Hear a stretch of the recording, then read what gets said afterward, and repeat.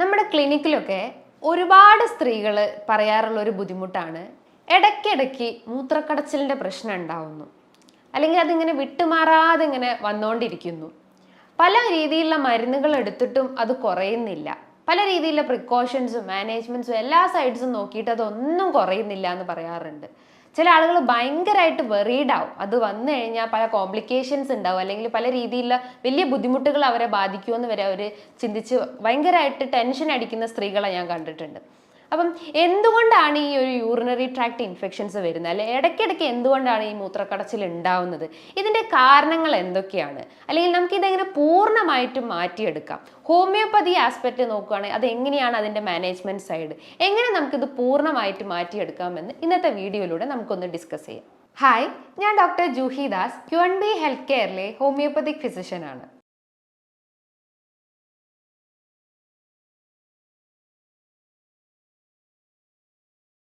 നമുക്കറിയാം, ഇന്ന് സ്ത്രീകളെ ഏറ്റവും കൂടുതൽ അലട്ടിക്കൊണ്ടിരിക്കുന്ന ബുദ്ധിമുട്ടാണ് ഈ മൂത്രക്കടച്ചിൽ എന്ന് പറയുന്നത്, അതായത് യൂറിനറി ട്രാക്ട് ഇൻഫെക്ഷൻസ്. അതായത് ഒരു 40-45 വയസ്സ് കഴിഞ്ഞ സ്ത്രീകൾ, ഈവൺ അത് കുട്ടികളിൽ വരെ ഇന്ന് വളരെ സാധാരണയായിട്ട് കണ്ടുവന്നിട്ടുണ്ട്. അതിൻ്റെ ഒരു റീസൺ എന്ന് പറയുമ്പോൾ അവരെ ശരീരത്തിൽ കൃത്യമായിട്ടുള്ളൊരു ജലാംശമില്ലാത്തൊരവസ്ഥ, അല്ലെങ്കിൽ പ്രതിരോധശേഷി കുറവാണെങ്കിലും കുട്ടികളിൽ അത് എഫക്റ്റ് ചെയ്യും. പക്ഷേ എന്തുകൊണ്ട് ഇത് സ്ത്രീകളിൽ മാത്രം ഇത് വർദ്ധിച്ചു വരുന്നു, അല്ലെങ്കിൽ ഇത് 40 വയസ്സ് കഴിഞ്ഞ അല്ലെങ്കിൽ ഒരു 35 വയസ്സ് കഴിഞ്ഞ സ്ത്രീകളിലൊക്കെയാണ് ഇത് ഏറ്റവും കൂടുതൽ കണ്ടുവരുന്നത് ഞാൻ പറഞ്ഞു. ഇത് എന്തുകൊണ്ടാണ് സ്ത്രീകളിലെ മാത്രം ബാധിക്കുന്നത്, പുരുഷന്മാരെ ഇത് ബാധിക്കാറില്ലേ? ഈ ഡൗട്ട് എല്ലാവർക്കും തന്നെ ഉണ്ടാവാറില്ലേ? ഇപ്പം യൂറിനറി ട്രാക്ട് ഇൻഫെക്ഷൻസ് എന്ന് പറയുമ്പം സ്ത്രീകളിലെ, അല്ലെങ്കിൽ നോർമലി നമ്മൾ ആ ഒരു യൂറിനറി ട്രാക്റ്റിൽ ഉണ്ടാകുന്ന ഒരു ബാക്ടീരിയൽ കോളനൈസേഷൻ, അല്ലെങ്കിൽ ആ ഒരു ബാക്ടീരിയൻ്റെ ഓവർ ഗ്രോത്ത് കാരണം വരുന്ന ഒരു ബുദ്ധിമുട്ടാണ്. എസ്പെഷ്യലി ക്ലബ്സിയല്ല, അതേപോലെ തന്നെ ഈക്കോളൈ പോലത്തെ ബാക്ടീരിയാസ് ആണ് ഇത്തരം ഇൻഫെക്ഷൻസ് ഇങ്ങനെ ഇടയ്ക്കിടയ്ക്ക് നമുക്ക് ക്രിയേറ്റ് ചെയ്തുകൊണ്ടിരിക്കുന്നത്. അപ്പോൾ ഇതിൻ്റെ ലക്ഷണങ്ങൾ എന്ന് പറയുമ്പം അതിശക്തമായിട്ടുള്ള വേദന അനുഭവപ്പെടാം. ചില സ്ത്രീകൾ പറയും മൂത്രം ഒഴിക്കുമ്പോൾ തന്നെ ഭയങ്കര ഒരു പുകച്ചിലാണ് ഫീൽ ചെയ്യുന്നത്, അല്ലെങ്കിൽ മൂത്രം പോകുമ്പോൾ ഭയങ്കര ഒരു വേദന അനുഭവപ്പെടാറുണ്ട്. അതേപോലെ തന്നെ ചില ആളുകൾ പറയും നടുവേദന അനുഭവപ്പെടും, അതായത് ഭയങ്കര ഒരു ഭാരം, നടുവിന് എന്തോ ഒരു വെയിറ്റ് എടുത്ത് വെച്ചൊരു ഫീലിംഗ് ഉണ്ടാവാറുണ്ട്. ചില ആളുകൾ പറയാറുണ്ട് നമ്മുടെ ഫ്രണ്ട് റീജിയണിൽ, അതായത് അല്ലെങ്കിൽ വയറിൻ്റെ അടിഭാഗത്തായിട്ട് എന്തോ ഒരു വേദന ഫീൽ ചെയ്യാറുണ്ട്. വേദന എന്ന് വെച്ചാൽ ഒരു ഭാരം ഫീൽ ചെയ്യാറുണ്ട്. ചില ആളുകൾ വിചാരിക്കും എനിക്ക് ക്യാൻസർ ആണോ എന്ന് വരെ ചിന്തിക്കുന്ന രീതിയിലുള്ള വേദന അനുഭവപ്പെടാറുണ്ട്. ചില ആളുകൾക്ക് ഒരു പുകച്ചിൽ ഫീൽ ചെയ്യാറുണ്ട്. ഇതോടൊപ്പം തന്നെ ചില ആളുകൾ പറയും രാത്രി കാലങ്ങളിൽ ഇടയ്ക്കിടയ്ക്ക് ഇങ്ങനെ പനി വന്നുകൊണ്ടിരിക്കുന്നുണ്ട്, അത് ചില ഇങ്ങനെ വിറയലോട് കൂടിയിട്ടുള്ള ഒരു പനിയാണെന്ന് ചില ആളുകൾ പറയാറുണ്ട്. അപ്പോൾ ഇതിൻ്റെയൊക്കെ റീസൺസ് എന്ന് പറയുമ്പോൾ, അല്ലെങ്കിൽ എസ്പെഷ്യലി സ്ത്രീകളിൽ നോക്കുകയാണെങ്കിൽ ഇതിൻ്റെയൊക്കെ റീസൺസ് എന്ന് പറയുമ്പം നിങ്ങളുടെ ആ ഒരു യൂറിനറി ട്രാക്റ്റിൽ ഉണ്ടാകുന്ന ബാക്ടീരിയൽ കോളനൈസേഷൻ, അല്ലെങ്കിൽ ബാക്ടീരിയൻ്റെ അധികമായിട്ടുള്ള വളർച്ച കാരണമാണ് ഇത്തരം ഇൻഫെക്ഷൻസ് വന്നുകൊണ്ടിരിക്കുന്നത്. നോർമലി ആ ഒരു മൂത്രനാളിയിൽ ഒരു നോർമൽ ബാക്ടീരിയാസ് ഉണ്ട്, എന്നുവെച്ചാൽ അതിൻ്റെ ഒരു ഗുഡ് ഫങ്ഷൻ ആണത്. അതായത് അവിടുത്തെ ഇൻഫെക്ഷൻസ് അല്ലെങ്കിൽ ഇത്തരം ഇമ്മ്യൂണിറ്റീസിനെ പ്രതിരോധിച്ച് നിർത്താൻ വേണ്ടിയിട്ട്, അല്ലെങ്കിൽ റെക്കറൻ്റ് ആയിട്ടുള്ള ഇൻഫെക്ഷൻസിനെ പ്രതിരോധിച്ച് നിർത്താൻ വേണ്ടിയിട്ട് അവിടെ ഒരു ഗുഡ് ബാക്ടീരിയാസ് ഉണ്ട്. പക്ഷേ ആ ഒരു ബാക്ടീരിയാസ് അല്ലെങ്കിൽ ആ ഒരു മൈക്രോ ഓർഗാനിസം അധികമായിട്ട് വളരുമ്പോഴാണ് ഇത്തരം ഇൻഫെക്ഷൻസ് ഇങ്ങനെ റെക്കറൻ്റ് ആയിട്ട് വന്നുകൊണ്ടിരിക്കുന്നത്. അപ്പം ഞാൻ പറഞ്ഞു യൂറിനറി ട്രാക്ട് ഇൻഫെക്ഷൻസ് രണ്ട് രീതിയിലായിട്ട് കാണപ്പെടാം. അതായത് അപ്പർ യൂറിനറി ട്രാക്ട് ഇൻഫെക്ഷൻസും ഉണ്ട്, അതേപോലെ തന്നെ ലോവർ യൂറിനറി ട്രാക്ട് ഇൻഫെക്ഷൻസും ഉണ്ട്. അപ്പർ യൂറിനറി ട്രാക്ട് ഇൻഫെക്ഷൻസ് എന്ന് പറയുമ്പം അത് കിഡ്നീനെ എഫക്ട് ചെയ്യുന്നു, അതേപോലെ തന്നെ യൂറേറ്റർ എന്ന് പറഞ്ഞിട്ടുള്ള സ്ട്രക്ചറിനെ എഫക്ട് ചെയ്തിട്ടുണ്ട്. അത് കുറച്ചുകൂടി കോംപ്ലിക്കേറ്റഡ് ആണ്.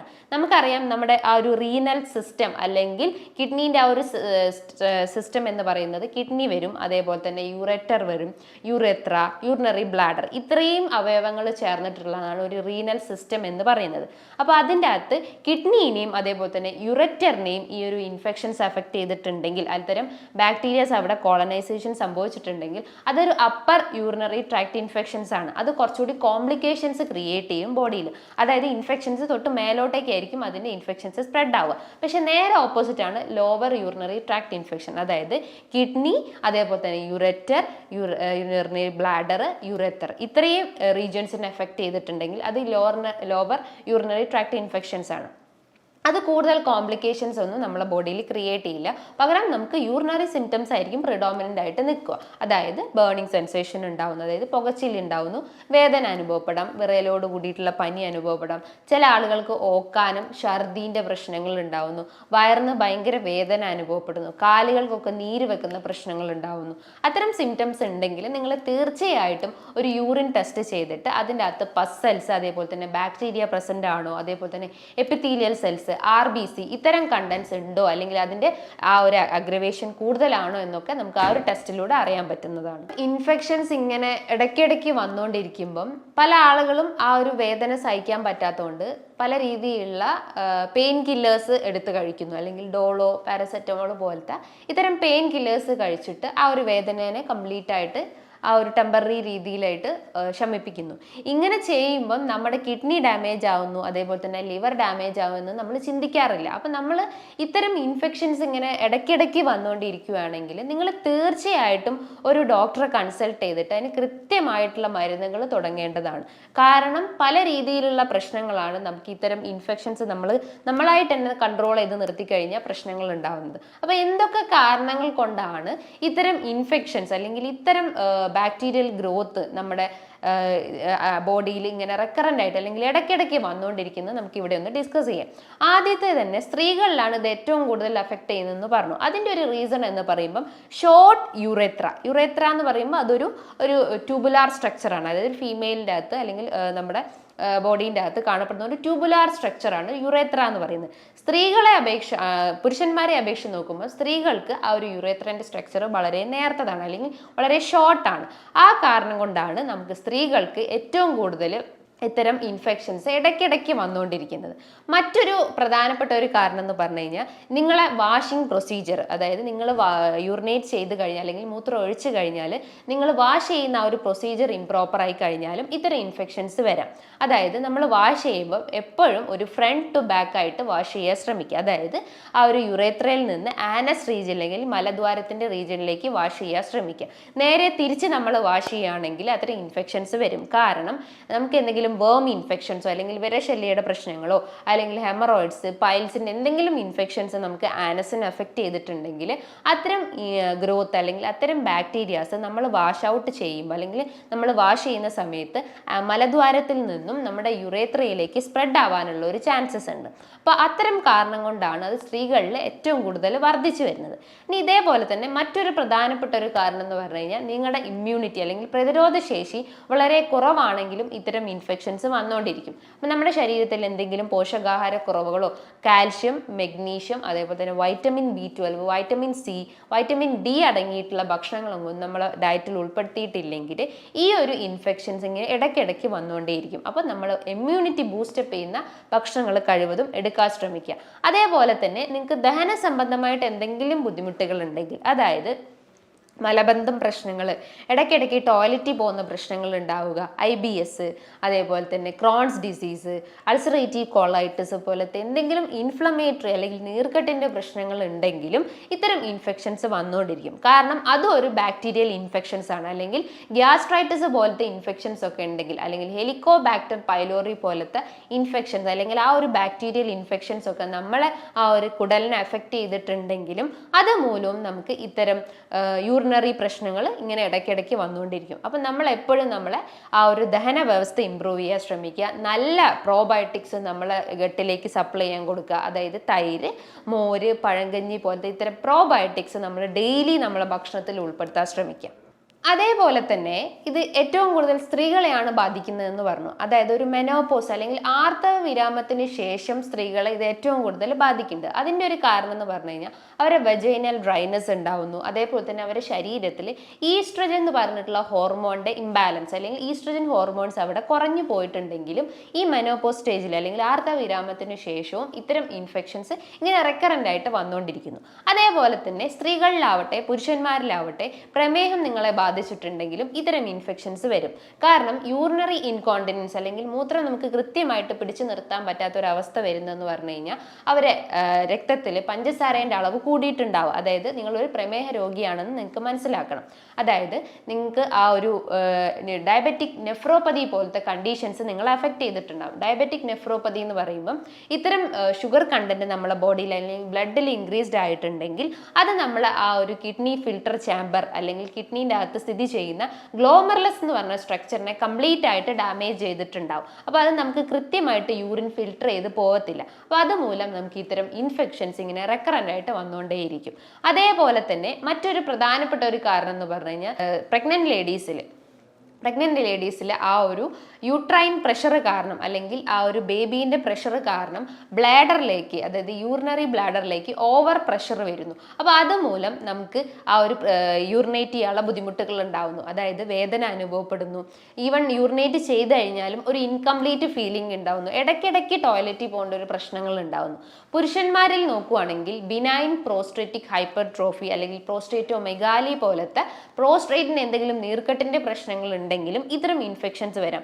പല പുരുഷന്മാരും പറയാറുണ്ട് യൂറിനേറ്റ് ചെയ്ത് കഴിഞ്ഞാലും ഒരു ഇൻകംപ്ലീറ്റ് ഫീലിംഗ് ഉണ്ടാവുന്നു, ഇനിയും പോകാനുള്ള ഒരു ടെൻഡൻസി ഉണ്ടാവുന്നു, ഒരു വേദന അനുഭവപ്പെടുന്നു, യൂറിൻ പോവുകയാണെങ്കിൽ തന്നെ ഒരു വീക്കായിട്ട് പോകുന്നു, ഒരു നൂല് പോലെയൊക്കെ ആയിരിക്കും ചില ആളുകൾക്ക് യൂറിൻ പോകുന്നതെന്ന് പറയുന്നത് കേട്ടിട്ടുണ്ട്. അപ്പോൾ അതിൻ്റെയൊക്കെ ഒരു റീസൺസ് എന്ന് പറയുമ്പം നിങ്ങളുടെ ആ ഒരു പുരുഷന്മാരുടെ ശരീരത്തിൽ പ്രോസ്ട്രേറ്റ് ഗ്രന്ഥിയിൽ ഉണ്ടാവുന്ന നീർക്കെട്ട് കൊണ്ടാണ്. അതേപോലെ തന്നെ മറ്റൊരു പ്രധാനപ്പെട്ട ഒരു കാരണം എന്ന് പറഞ്ഞു കഴിഞ്ഞാൽ നിങ്ങളൊരു അൺപ്രൊട്ടക്റ്റഡ് സെക്ഷൽ കോണ്ടാക്ട് ചെയ്ത് കഴിഞ്ഞാലും ഇത്തരം ഇൻഫെക്ഷൻസ് വരും. ഇവിടെ ഒരു സെക്ഷൽ കോണ്ടാക്റ്റിന് ശേഷം നമ്മൾ വജൈന അതേപോലെ തന്നെ ആ ഒരു ജെനൈറ്റൽ ഏരിയ നന്നായിട്ട് വാഷ് ഔട്ട് ചെയ്തിട്ടില്ലെങ്കിലും ഇത്തരം ഇൻഫെക്ഷൻസ് റിപ്പീറ്റഡ് ആയിട്ട് വന്നുകൊണ്ടേയിരിക്കും. അതേപോലെ തന്നെ നിങ്ങളുടെ ശരീരത്തിൽ കൃത്യമായിട്ട് ജലാംശം മെയിൻറ്റെയിൻ ചെയ്തിട്ടില്ലെങ്കിൽ അല്ലെങ്കിൽ ബോഡി ഒരു ഡീഹൈഡ്രേഷൻ സ്റ്റേജിലോട്ട് പോയിട്ടുണ്ടെങ്കിലും ഇങ്ങനെ ഇൻഫെക്ഷൻസ് ഇങ്ങനെ നിങ്ങൾക്ക് അലട്ടിക്കൊണ്ടേയിരിക്കും. അതേപോലെ തന്നെ മറ്റൊരു പ്രധാനപ്പെട്ട ഒരു കാരണം, അതായത് സ്ത്രീകളിലെ നോക്കുകയാണെങ്കിൽ ഫൈബ്രോയിഡിന്റെ പ്രശ്നങ്ങളൊക്കെ ഉള്ള ആളുകളാണെങ്കിൽ ആ ഒരു പ്രഷർ കാരണം ബ്ലാഡറിലേക്ക്, യൂറിനറി ബ്ലാഡറിലേക്ക് കൂടുതലായിട്ടും സമ്മർദ്ദം ചെലുത്തുന്നു. അപ്പോൾ അതുമൂലം ആ ഒരു യൂറിൻ്റെ ഔട്ട്പുട്ട് അവിടെ റെഡ്യൂസ്ഡ് ആവുന്നു. നോർമൽ യൂറിനറി ഔട്ട്പുട്ട് എന്ന് പറയുമ്പോൾ ഒരു 1.5 ലിറ്റർ ആണ്. അതായത് നമ്മൾ ആ ഒരു തേഴ്സ്റ്റ് അല്ലെങ്കിൽ യൂറിനറി ഔട്ട്പുട്ടിനെ ബേസ് ചെയ്തിട്ടാണ് നമ്മളെ വാട്ടർ ഇൻടേക്ക്, അല്ലെങ്കിൽ നമ്മളെ വാട്ടർ ഇൻടേക്കിനെ ബേസ് ചെയ്തിട്ടാണ് നമ്മൾ യൂറിനറി ഔട്ട്പുട്ട്, അതായത് ഡയറക്റ്റ്ലി അത് പ്രൊപ്പോർഷണൽ ആണ്. അപ്പോൾ നമ്മൾ എപ്പോഴും നമ്മുടെ ബോഡിയിൽ ജലാംശം മെയിൻറ്റെയിൻ ചെയ്യാൻ ശ്രമിക്കുക. ഇത്തരം ഇൻഫെക്ഷൻസ് റെക്കറൻ്റ് ആയിട്ട് വന്നുകൊണ്ടിരിക്കുന്നുണ്ടെങ്കിൽ നിങ്ങൾ എപ്പോഴും ഒരു യൂറിൻ്റെ ടെസ്റ്റ് ചെയ്യേണ്ടതാണ്, അതായത് യൂറിൻ അനാലിസിസ് ചെയ്യേണ്ടതാണ്.